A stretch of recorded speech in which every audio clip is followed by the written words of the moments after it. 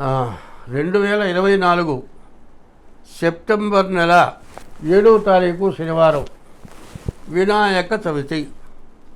ఈ వినాయక చవితి రోజున అందరూ కూడా వినాయకుడిని పూజిస్తున్నారు. ఈ వినాయక చవితి రోజున వినాయకుడి పూజ ఎట్లా చేయాలి, ఎందుకు చేయాలి, ఏ పూజ చేస్తే మనకు వచ్చే లాభం ఏమిటి, ఎవరెవరు పూజించాలి, ఎవరెవరు పూజిస్తున్నారు అనేది మనం వివరంగా తెలుసుకున్నాం. వినాయకుడిని పూజించాలి అంటే మా చిన్నతనంలో మాకంటే ముందు తరం వాళ్ళు అందరూ కూడా మట్టితో తయారైన వినాయకుడినే పూజించారు. ఇప్పుడు ప్లాస్టర్ ఆఫ్ ప్యారిసు, రంగులు, ఎనామిల్ పెయింట్లు వేసిన విగ్రహాలకి పూజించలే. పైన ఇంకోటి ఏంటంటే వినాయకుడిని పూజించాలి అంటే ఒక ఆయనేమో 5 అడుగుల విగ్రహం పెడతాడు, ఒక ఆయన 10 అడుగుల విగ్రహం పెడతాడు, ఒక ఆయన 20 అడుగుల విగ్రహం పెట్టాడు. ఆయన 20 పెట్టాడని 25 పెడతాడు, ఇంకొక ఆయన పెడతాడు. ఎంత ఎత్తు విగ్రహం పెట్టావు అన్నది కాదు, మరి పూజ ఎట్లా చేసావన్నది ప్రధానంగా కావాలి. దేవుడి పూజకి భక్తి ప్రధానంట. తల్లిదండ్రుల శ్రాద్ధానికి మరి భక్తి, తర్వాత శ్రద్ధ కావాలి. పితృదేవతలకు చేసేదానికి శ్రద్ధ కావాలి, దేవుడి పూజకి భక్తి కావాలి. ఆ భక్తికి కూడా పూజ ఎట్లా చేయాలనే విధానం ఉంది.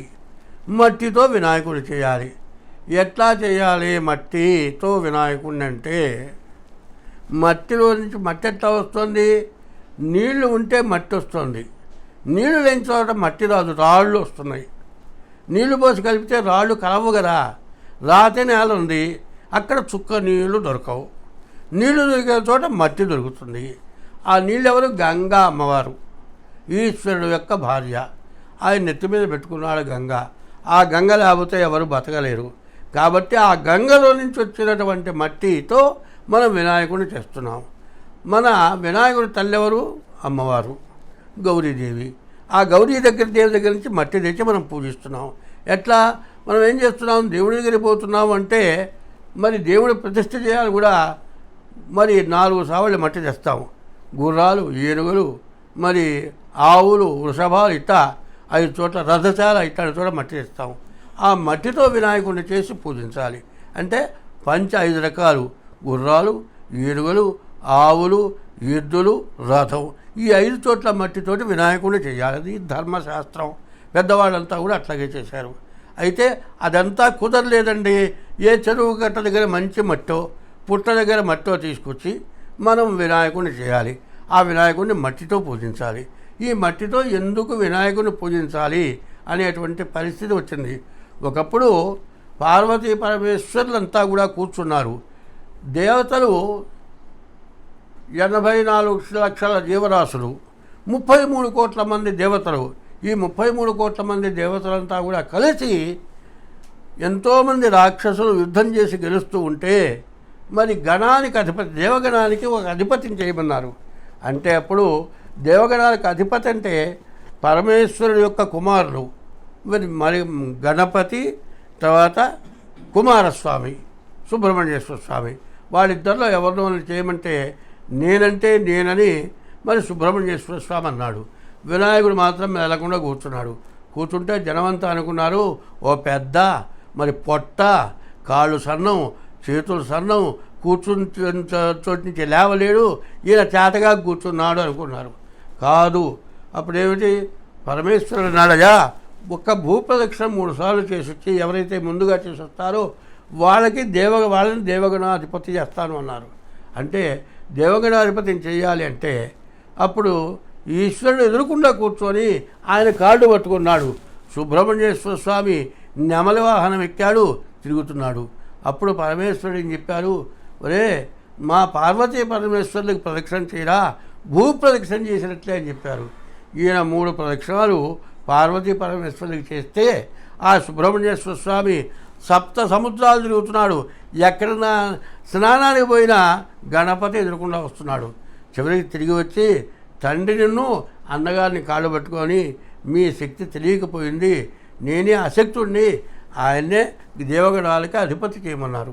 అయితే ఈ దేవగణానికి అధిపతి చేయాలి అంటే ఈయన ఇంత శక్తి ఎట్లా వచ్చింది అంటే, ఒకప్పుడు గజాసురుడు అనేటువంటి రాక్షసుడిని చంపినప్పుడు నా శిరస్సు తిలోక పూజన చేయమన్నారు.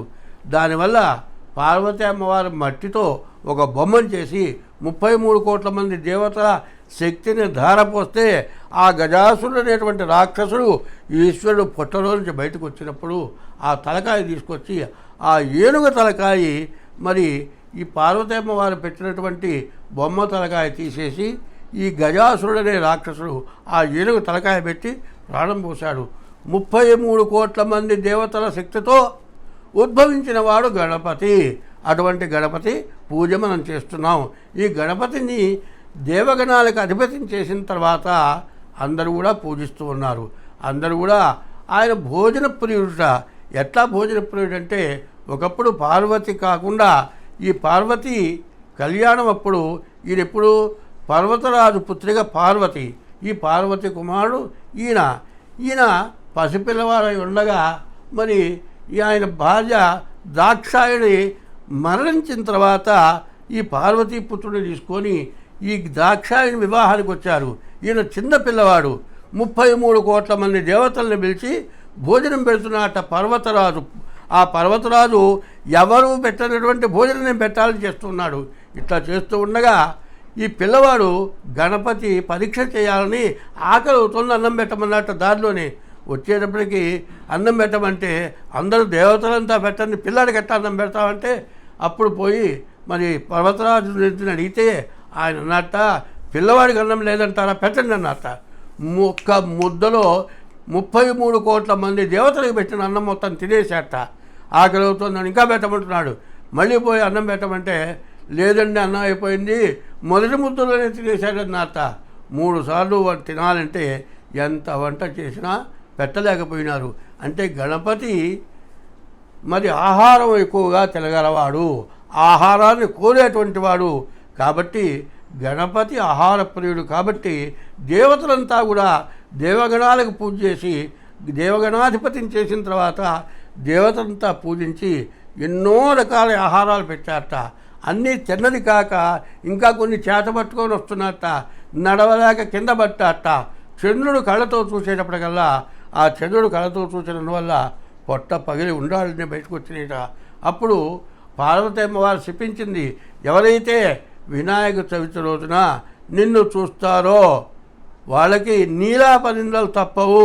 కాబట్టి గణపతిని మరి ఎట్లా నా శాపం విముక్తని చంద్రుడు అడిగితే ఆయన చెప్పారు. అప్పుడు పార్వతీ అమ్మవారు చెప్పింది, వినాయక చవితి రోజున దేవగణాలకి అధిపతిని చేశారు పరమేశ్వరుడు. ఆ వినాయక చవితి రోజు ఎవరైతే గణపతిని పూజించినా, అట్లా గణపతిని పూజించలేకపోతే ఆ పూజ జరిగిన చోటి అక్షతలు శిరస్సున వేసుకున్నా వాళ్ళకి నీలాపనిందలు రావు అని చెప్పారు. అందువల్ల ప్రతి సంవత్సరంలో వినాయక చవితి రోజున వినాయకుడు పూజ చేయాలి. వినాయక చవితి రోజున వినాయకుడు పూజ చేయలేని వాళ్ళు కనీసం ఎక్కడైనా పూజ జరిగిన చోటికి పోయి దండం పెట్టుకొని ఆ గణపతి పూజ చేసిన అక్షతలు శిరస్సును వేసుకోవాలి. ఆ గణపతి ప్రసాదాన్ని స్వీకరించాలి. అట్లా చేసినట్లయితే ఎవరి కోరికలైనా కూడా నిరాఘాతంగా తొలగిపోయేటువంటి మాసం ఈ భాద్రపద మాసం. ఈ సెప్టెంబర్ నెల 7వ తారీఖు శనివారం రోజున వినాయక చవితి వచ్చింది. ఈ శ్రద్ధగా విని అందరూ కూడా వినాయక చవితి పూజే కాకుండా సకల గ్రహదోషాలు పోవాలంటే ఈ నెలలో మీ జాతకాలు చూపించుకొని మీకు తగినటువంటి దోషాలు పోవటానికి తగినటువంటి పూజలు చేసుకోండి. ఈ సంవత్సరం అంతా కూడా మీరు సుఖ సంతోషాలతో సుఖపడతారని చెబుతూ ఉన్నాను. స్వస్తి.